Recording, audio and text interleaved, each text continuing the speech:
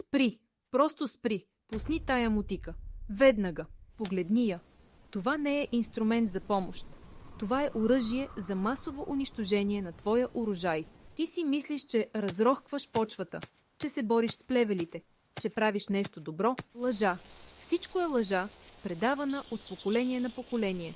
Традиция, която те оставя без домати. Всеки път, когато забиеш това нещо в земята около домата, ти извършваш убийство. Ти не разрохкваш. Ти кълцаш. Кълцаш хранителните вени на растението и се чудиш защо листата жълтеят. Защо цветовете капят? Защо нямаш домати? Защото ти си го убил. Оставил си го да гладува, докато то се моли за вода и храна. Нека ти разбия илюзиите.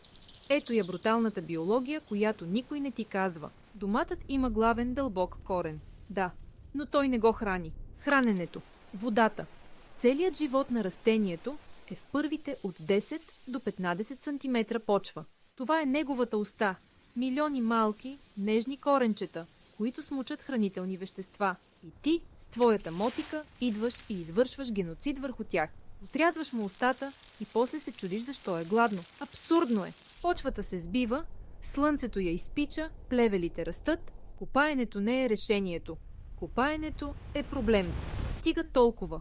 Време е за решението. Агресивното, безкомпромисно решение. Изхвърли мотиката. Буквално. Занеси я в най-далечния ъгъл и я забрави. Сега вземи маркуча и поливай. Не пръскай. Поливай. Дълбоко. Искаш да напоиш земята поне на от 20 до 30 см дълбочина. Да стигнеш до онзи главен корен и да му кажеш, че помощта идва. А сега магията. Нещото, което ще промени всичко. Мулч. Не копешки кори от магазина. Това са боклуци. Трябва ти органичен жив мулч. Окосена трева. Слама. Леко огнил компост. Това е златото. Вземи го и го разстели. Дебел, плътен слой. 10, дори 15 см. Не се страхувай. Задуши земята с него. Покрий я. Изолирай я. Какво прави този мулч? Първо, убива плевелите. Задушава ги. Без светлина те умират. Второ, пази влагата. Слънцето вече не може да изпепели почвата ти. Водата остава там, където е нужна, при корените. Трето, регулира температурата. В жегата държи хладно. В студа държи топло. Перфектната среда за корените. И най-важното – храни. Докато се разгражда бавно, този мулч се превръща в най-добрата храна за твоите домати. Ти създаваш жива екосистема, която работи за теб. Без копаене, без химия, без мъка. И сега гледай. Гледай какво се случва.